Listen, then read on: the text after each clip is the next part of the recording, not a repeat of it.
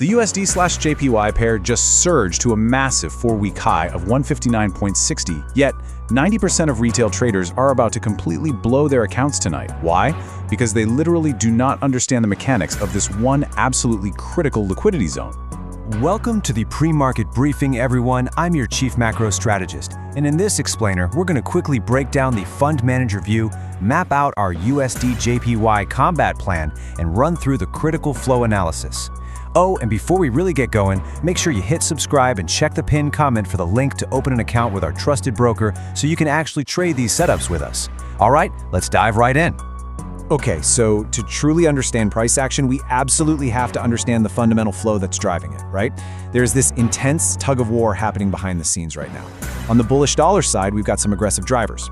The US military just conducted new defensive strikes in Iran, specifically targeting drone facilities near Bandar Abbas to protect commercial shipping in the Strait of Hormuz. You combine that geopolitical heat with Fed Vice Chair Jefferson stating monetary policy is in a good position to react, which essentially keeps the hawkish pressure completely on, and boom, you have a massive tailwind for the dollar. Meanwhile, the Japanese yen is just getting crippled. Japan's economy is incredibly vulnerable to energy shocks. With the shipping risks in Hormuz, WTI crude is pushed all the way up to $88.95. That is devastating for an energy importing country. Plus, Japan's finance minister Satsuki Katayama is saying he's merely hoping the Bank of Japan reaches its 2% inflation target alongside wage growth. That weak language, it signals a severe hesitance regarding actual BOJ intervention. It basically gives traders the ultimate green light to just keep selling the yen. So, the geopolitical tension is the primer, right? But the match is going to be struck tonight at 1930. We've got the US Core PCE Price Index, which, as you know, is the Fed's preferred inflation gauge, and preliminary GDP data dropping at the exact same time. Now, why does this specific news cause the pair to move so violently? Well, it's because smart money actually uses this high-impact Tier 1 macroeconomic data to generate the extreme volatility they need to fill their massive institutional orders. Let's look at the battlefield here. The dominant technical structure across the primary time frames is just unambiguously bullish. I mean, we are seeing consistent higher highs and higher lows. Look at where the price is positioned right now. Price is riding super high above the widening dynamic 50 and 100 exponential moving average support bands. The market structure is entirely intact. There's no change of character, no breakdown. The trend is your friend, and right now, I can tell you, that friend is aggressively buying dollars. But listen, to trade like a fund manager, you can't just blindly follow a trend line. You have to track the smart money flow. That means understanding these exact liquidity zones. Right now, market makers are targeting the buy-side liquidity, basically the stop losses of early short sellers, sitting right above the recent highs, specifically between 159.600 and 159.700. But here's the catch.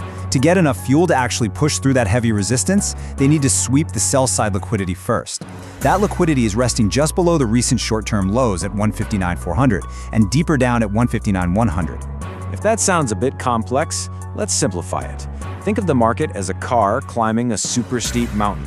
Right now, that car is backing up. It's not crashing, it's deliberately reversing to shake all the weak, impatient retail traders out of their seats. The smart money literally wants you to panic and sell. They need you out of the way before they slam on the gas to ram through that barricade at the very top of the mountain. So this brings us to our intraday trading strategy. This is your actual combat execution plan. Scenario 1 is our priority, a long or buy position.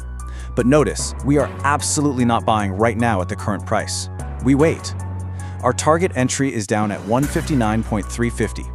We want to see the market makers purposefully drop the price to hunt stops below that 159.400 level. Once they sweep that liquidity and tap into the H1 support structure, that's when we enter long. We'll place a strict stop loss at 159.190 to protect our capital, and our take profit targets that massive 159.650 liquidity pool sitting at the top. The rationale here? It's strictly based on price action behavior. We are buying the engineered smart money stop hunt right before the PCE news rockets the price higher. Zooming in on the 15-minute time frame, you can actually see the exact behavior I'm talking about. Notice how the volume is dropping significantly, and look at the price action compressing ahead of the news, constantly printing long wicks and rejecting lower prices.